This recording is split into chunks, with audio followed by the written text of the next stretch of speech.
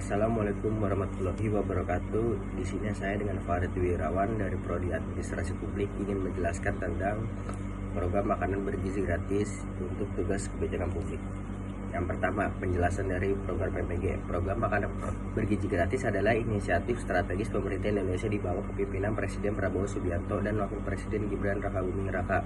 Diluncurkan pada 6 Januari 2025 yang bertujuan untuk meningkatkan kesehatan dan kesejahteraan masyarakat, terutama anak-anak usia sekolah dan kelompok rentan dengan cara memberikan akses makanan bergizi tanpa dipungut biaya. Program ini merupakan bagian dari upaya menurunkan angka stunting, gizi buruk, serta mendukung pertumbuhan dan perkembangan anak-anak. Penting juga untuk dicatat bahwa program MBG juga dirancang untuk menggerakkan ekonomi lokal dengan melibatkan UMKM, petani, dan nelayan dalam rantai pasokannya.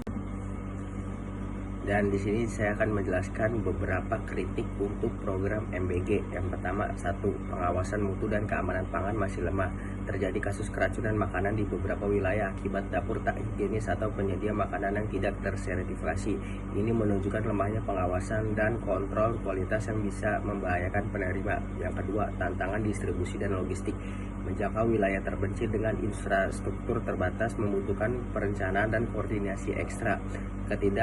Terjangkauan bisa menyebabkan kesenjangan dalam realisasi program. Yang ketiga, potensi penyalahgunaan anggaran. Dengan anggaran ratusan triliun, program ini beresiko disusupi korupsi atau markup jika tidak diawasi dengan sistem yang transparan dan akuntabel. Yang keempat, kesiapan daerah yang belum merata.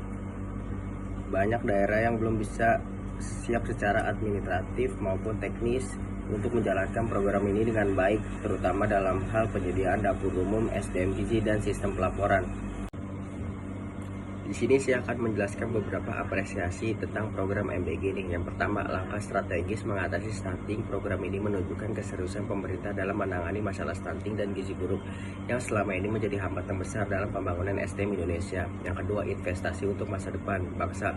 Memberikan makanan bergizi secara gratis kepada anak-anak dan ibu-ibu hamil bukan hanya bantuan sosial, tapi investasi jangka panjang untuk menciptakan generasi yang sehat, cerdas, dan produktif menuju Indonesia Emas 2045. Yang ketiga, dampak ekonomi lokal.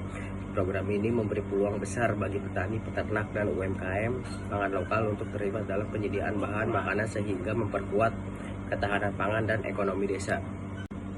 Masukan jika saya memposisikan diri sebagai pembuat kebijakan. Yang pertama, bangun sistem pengawasan terpadu dan digital. Gunakan aplikasi pelaporan real time untuk memantau distribusi makanan, kualitas menu, serta laporan kasus misalnya keracunan. Libatkan masyarakat, guru, dan orang tua sebagai pengawas partisipatif, BPK, KPK, dan lembaga audit independen untuk menjamin transparansi anggaran. Yang kedua, standarisasi menu dan dapur.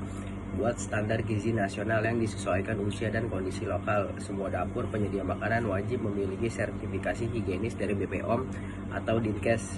Latih dan tempat penggunaan gizi di tingkat daerah atau sekolah agar makanan tidak asal kenyang tapi benar-benar bergizi. Yang ketiga, prioritas bahan lokal. Wajib minimal 6-70% bahan makanan dari petani dan atau peternak lokal agar program ini juga memperkuat ekonomi desa.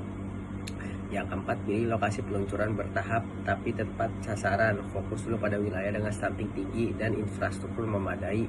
Setelah sistem mapan baru diperluas bertahap ke wilayah lain. Hindari penerapan seragam tanpa mempertimbangkan kondisi daerah.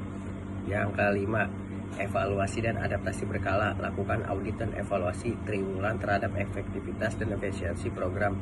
Bersikap fleksibel dan terbuka pada kritik agar program bisa terus disesuaikan dengan kondisi lapangan.